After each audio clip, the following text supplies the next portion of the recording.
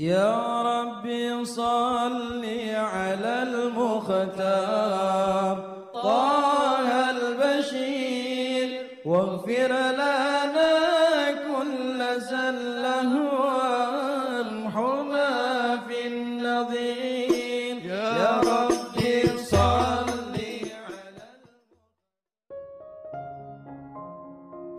Bismillahirrahmanirrahim. Alhamdulillahirabbil alamin. Allahumma salli wa sallim ala sayyidina Muhammadin wa ala ali sayyidina Muhammadin miftahi babi rahmatillah adada ma fi ilmillah salatan wa salaman daimaini bidawami mulkillah. Assalamualaikum warahmatullahi wabarakatuh. Sahabat online yang dirahmati Allah, alhamdulillah kita bisa berjumpa kembali. Mudah-mudahan kita senantiasa diberikan kesehatan, umur panjang fi taatillah, juga senantiasa mendapatkan taufik dan hidayah dari Allah Subhanahu wa ta'ala.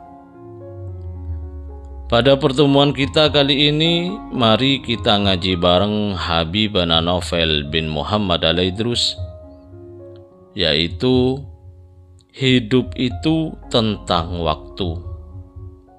Hentikan waktumu agar bahagia hidupmu. Waktu seringkali kita berkata, atau ada orang yang berkata, saya nggak punya waktu. Saya kehabisan waktu. Saya udah nggak bisa menikmati makan ini lagi. Saya nggak bisa bersenang-senang dengan keluarga karena waktu saya. Nah, inilah yang menyebabkan kita lupa akan hakikat hidup. Hidup itu perkara waktu, dan waktu kita ada limitnya, ada batasnya. Kita tidak bisa semau-maunya hidup. Saya mau hidup 200 tahun. Itu permohonan, harapan. Tapi yang punya Allah Subhanahu wa ta'ala. Setiap orang punya waktu sendiri, dan Allah yang melimitnya. Allah yang menentukan batas waktunya dengan kemahabijaksanaan Allah Subhanahu wa ta'ala. Berapapun waktu yang dimiliki, sebetulnya manusia punya kesempatan yang sama. Punya kesempatan yang sama. Contoh misalnya, bayi yang baru lahir. Ya, bayi yang baru lahir belum punya kesempatan untuk beramal. Kalau usianya cuma 1 hari, maka dia punya kesempatan yang sama, bahkan lebih bagus daripada orang yang hidup 50 tahun. Ya, karena tujuan hidup ini adalah untuk mencapai ridhonya Allah, dan akhirnya kita diberi Allah tempat yang namanya surga. Bayi itu kalau baru 1 hari kemudian meninggal dunia, kesempatannya sama. Dia diberi surga oleh Allah Subhanahu wa ta'ala. Kemudian di masa penantiannya ke surga, dia hidup di alam barzah. Dia punya kebahagiaan yang panjang di alam barzah. Seperti orang-orang yang lain. Nah, yang pengen saya bahas untuk kita nih yang 17 tahun ke atas, kalau bahasa Indonesianya, kalau bahasa syariatnya baligh ke atas. Ya, usia baligh kita itu ditandai dengan 3 hal. Yang pertama, mimpi basah di usia 9 tahun dan ke atas menurut hitungan usia hijriah. Kemudian keluar darah haid untuk wanita usia 9 tahun dan ke atas. Artinya kalau sebelum itu keluar darah namanya bukan haid, tapi darah penyakit. Yang ketiga, yang belum mimpi basah dan gak keluar darah haid, kalau umurnya 15 tahun hijriah, maka dia udah masuk usia baligh. Nah, sejak berusia 15 tahun misalnya ke atas, kita ini masing-masing punya tanggung jawab yang sama, menggapai kebahagiaan dunia dan kebahagiaan akhirat. Rabbana atina fid dunya hasanah wa fil akhirati hasanah wa qina adzabannar. Bahagia dunia, masuk surga, kemudian selamat dari siksa api neraka. Mungkin ada yang nanya, kenapa ada poin yang ketiga? Rabbana atina fid dunya hasanah wa fil akhirati hasanah wa qina adzabannar. Kenapa ada poin yang ketiga, selamatkan dari siksa api neraka? Karena nggak semua orang itu jalannya mulus langsung ke surga. Ada yang dapat tuh surga, tapi pakai proses namanya mampir ke dalam siksa api neraka. Naudzubillah min dzalik. Maka Allah mengajarkan kepada kita dapat kebahagiaan dunia, kebahagiaan akhirat tanpa merasakan susahnya akhirat dulu, tanpa merasakan gak enaknya akhirat dulu, yaitu neraka. Bahagia dunia, bahagia akhirat, gak pakai masuk neraka, selamat. Nah, gimana caranya biar bahagia di dunia? Ini yang paling sederhana tadi itu, hentikan waktu. Wa ma khalaqtul jinna wal insa illa liya'budun. Tidak aku ciptakan jin dan manusia kecuali untuk ibadah kepadaku. Contohnya sekarang ini kan jam istirahat ya. Ya, jam istirahat. Kemudian lagi kajian. Jangan mikir nanti setelah istirahat. Atau mikir nanti malam di rumah pulang ketemu pasangan. Atau mikir nanti perjalanan ke rumah bagaimana. Nah, itu namanya kita gagal paham. Kalau hidupmu belum tentu sampai nanti. Ya, hidupmu belum tentu sampai nanti malam. Hidupmu bahkan belum tentu sampai nanti setelah jam istirahat. Yang kamu miliki ya ini, saat ini. Maka saat ini ya hentikan waktu untuk ini. Gak usah ngurusin yang lain.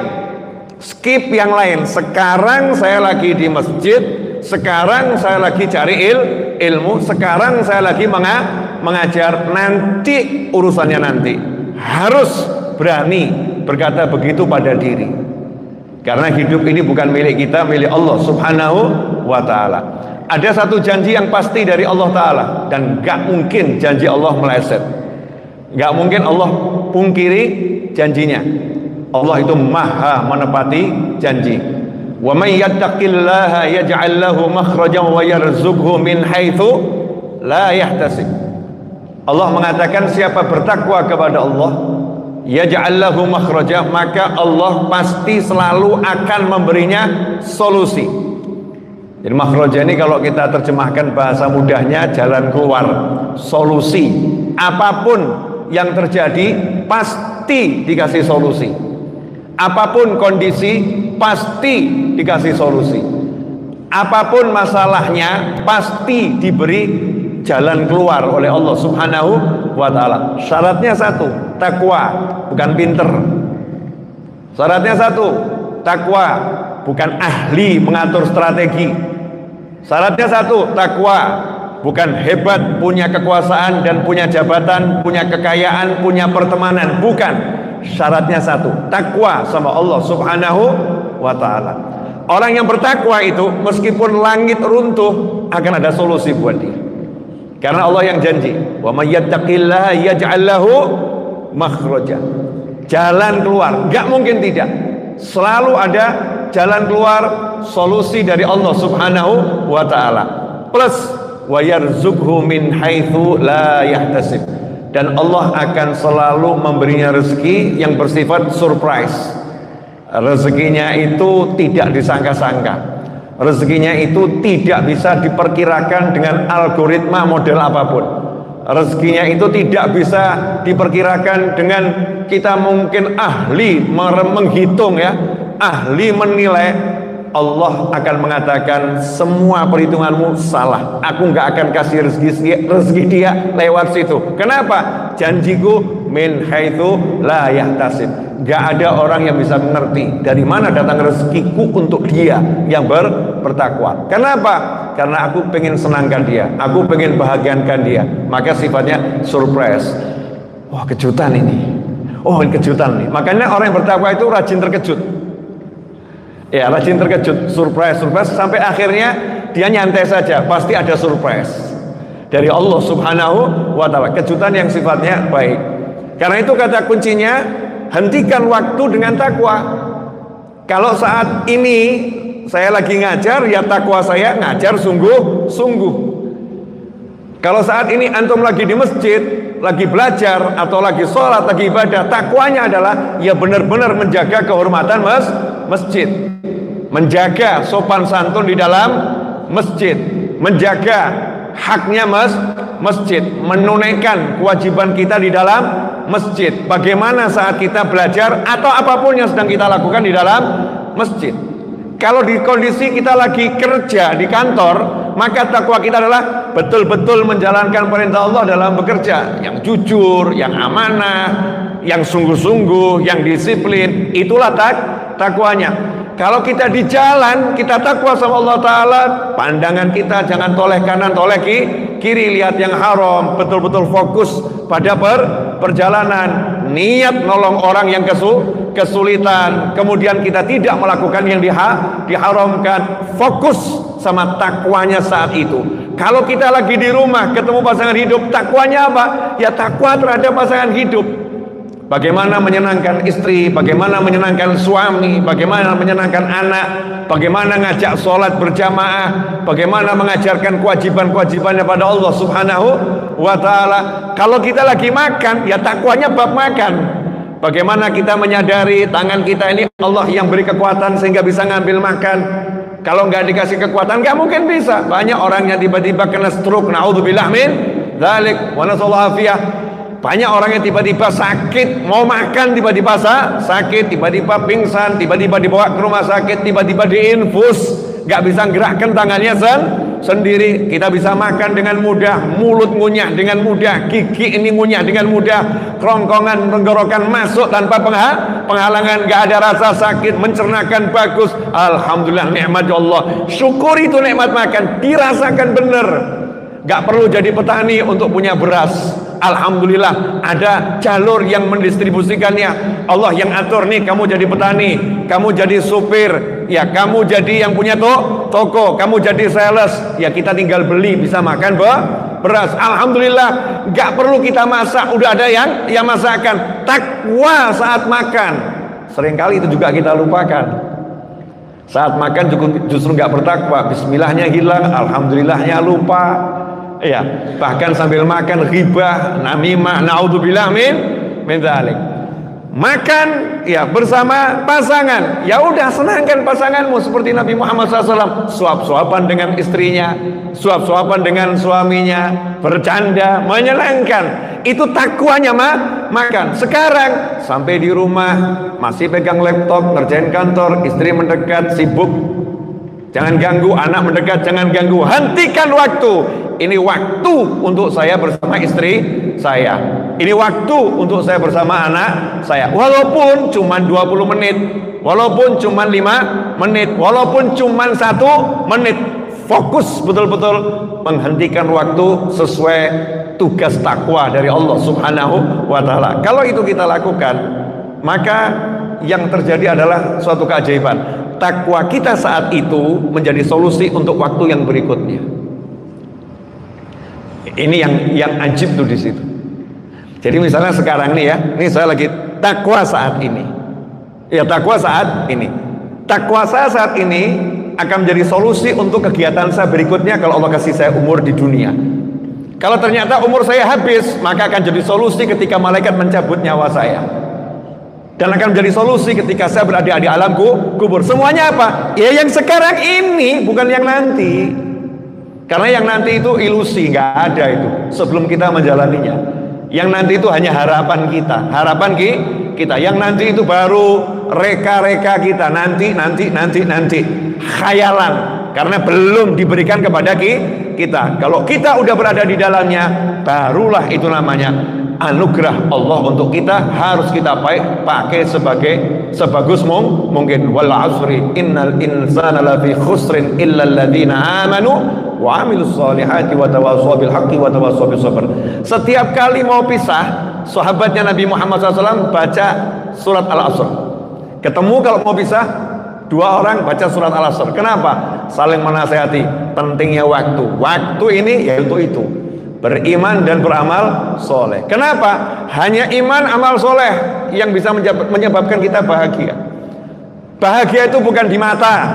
Bahagia itu bukan di telinga, bahagia itu bukan di mulut, bahagia itu bukan mohon maaf di alat vital, bahagia itu bukan di nafsu, bahagia itu bukan di semua itu. Bahagia itu Allah letakkan di hati, bukan di mana-mana.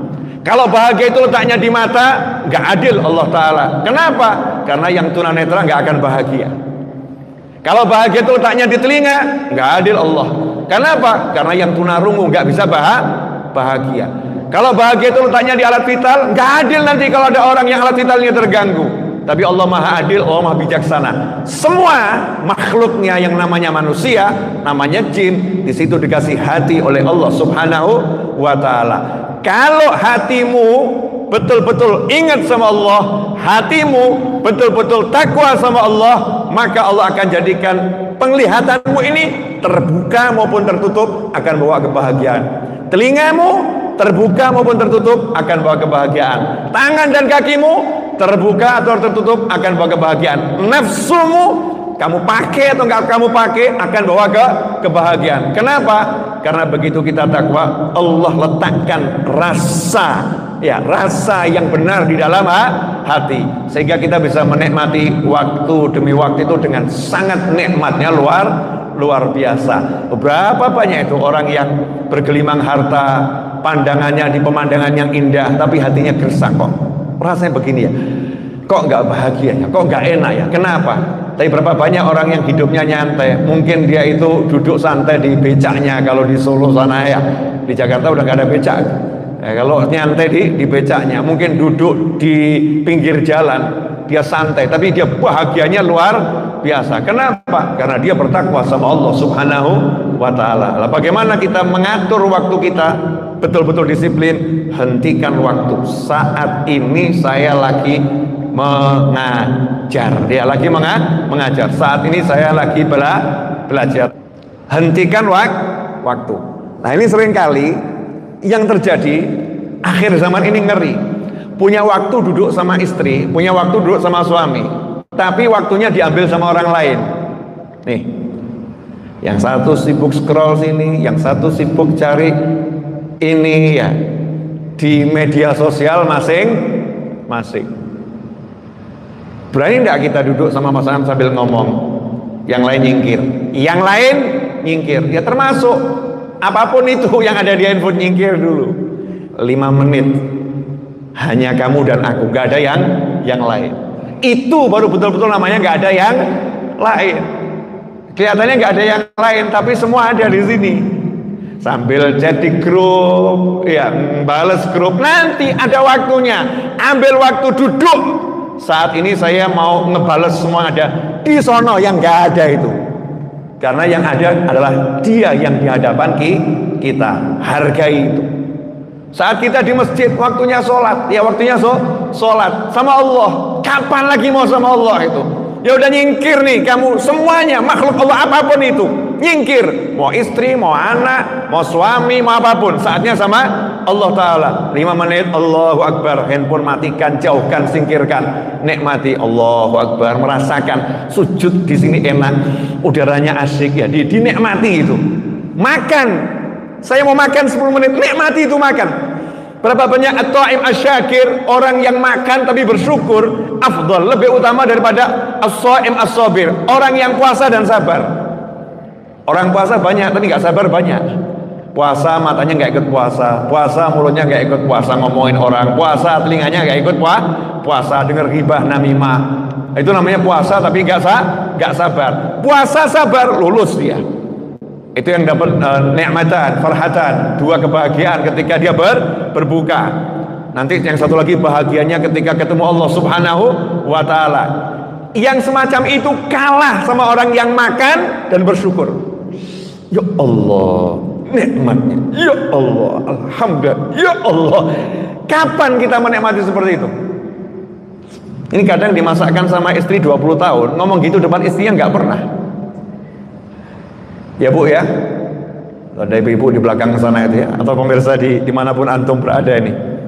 Jadi begitu, seringkali kita menikmatin makan aja nggak sempat, karena pikirannya nggak sama makan. Padahal kita harus hargai haknya makanan ini untuk disyukuri. Bagaimana bisa mensyukuri kalau kita nggak menikmati? Karena syukur muncul dari rasa nikmat. Makan, saatnya makan. Minum, waktunya minum, waktunya minum, dinikmati minum. Makanya dalam Islam nggak ada minum seperti anjing, minum seperti kuda, minum seperti kucing. Kucing kalau minum nggak berhenti. Kuda kalau minum, kalau orang Islam minum begini, Bismillahirrahmanirrahim. Cuman contoh.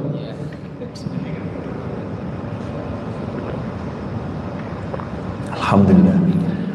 Sedikit dirasakan tuh, air masuk di mulut, air lewat kerongkongan, baru bisa dinikmatin. Karena nikmat itu tempatnya di mana? Makan minum. Nikmat tempatnya di mana? Cuman di mulut. Kadang-kadang sampai kerongkongan nggak nikmat lagi, radang tenggorokan parah, sakit itu. Sampai perut bisa jadi masalah kalau makanannya nggak sehat. Makanan sehat kebanyakan masalah juga. Nikmat cuma ada di mulut. Ya, keluar dari perut lewat belakang, masalah buat orang lain. Masalah buat kita juga, lewat depan, masalah juga buat kita, masalah buat orang lain. Nikmat cuma di mulut. Islam ngajarin nikmatin itu. Bismillahirrahmanirrahim.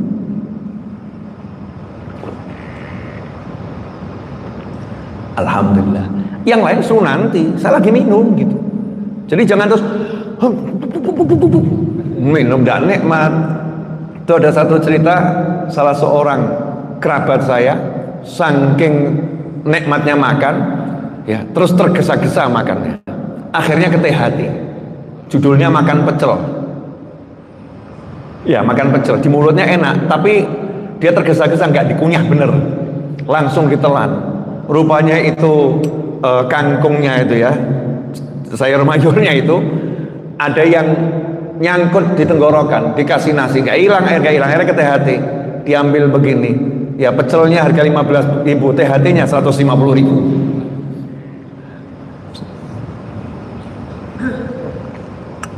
Alhamdulillah.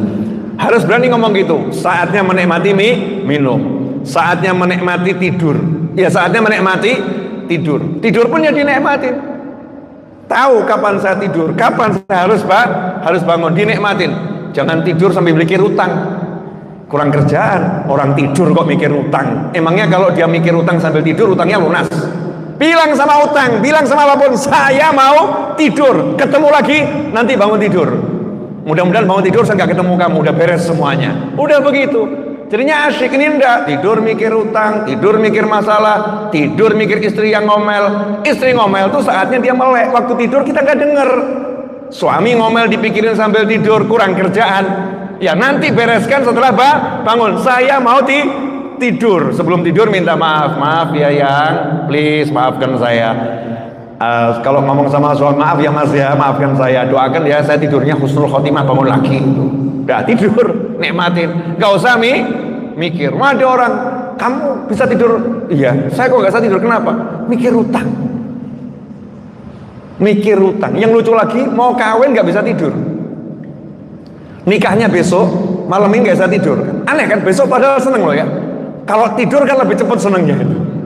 Kenapa? Waktu tidur gak dipakai buat tidur, mikirin nikah. Namanya gak disiplin waktu, tidak menghentikan waktu. Mari kita belajar menghentikan waktu. Insya Allah akan membuat kita hidup jadi lebih nyaman, lebih enak, dan kita akan bisa menikmati setiap waktu yang Allah berikan kepada kita. Tentunya syaratnya satu, isi waktu dengan takwa pada Allah Subhanahu wa Ta'ala. Mudah-mudahan yang saya sampaikan ini barokah dan manfaat. Bismillahirrahmanirrahim. Alhamdulillah, kita telah menyimak penjelasan dari beliau. Semoga ilmu yang telah kita peroleh ini dari Habibana Novel bin Muhammad Al-Idrus menjadi ilmu yang bermanfaat bagi kita, keluarga, dan anak cucu kita.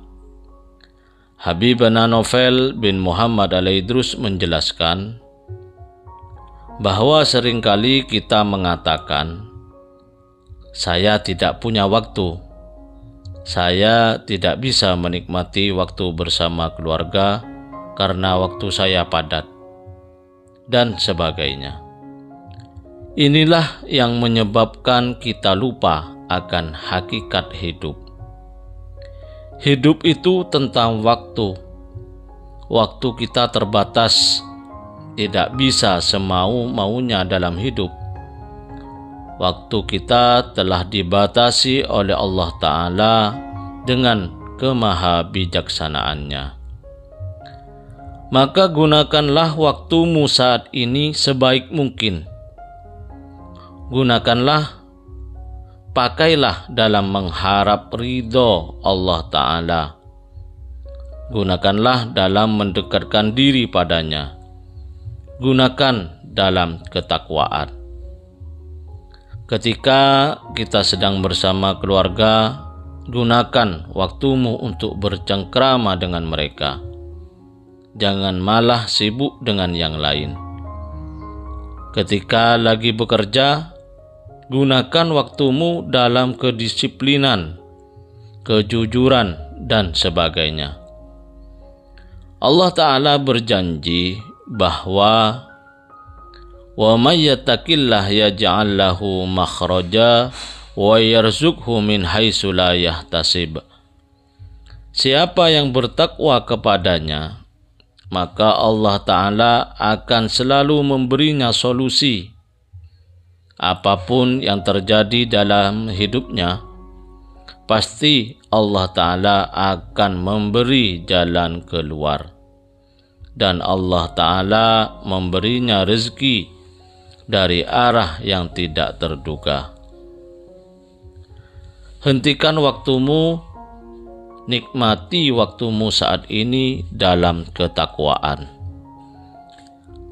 Jangan pikirkan nanti gimana, besok gimana. Nikmati saja waktumu saat ini sebaik mungkin. Belajarlah disiplin waktu. Waktunya belajar, ya belajar. Waktunya kerja, ya kerja. Waktunya bersama keluarga, ya bersama keluarga. Jangan mikirin yang lain. Hentikan waktumu, insya Allah hidup akan lebih nyaman, lebih enak, dan kita akan menikmati setiap waktu yang Allah Ta'ala berikan. Syaratnya hanya satu, isi waktu dengan takwa kepada Allah Ta'ala. Semoga kita bisa memahami dan senantiasa mengamalkan dari apa yang telah beliau sampaikan, dan semoga hidup kita berkah, dipenuhi ketenangan dan kebahagiaan. Amin ya rabbal alamin. Wallahu alam bisawab. Semoga barakah dan manfaat. Assalamualaikum warahmatullahi wabarakatuh.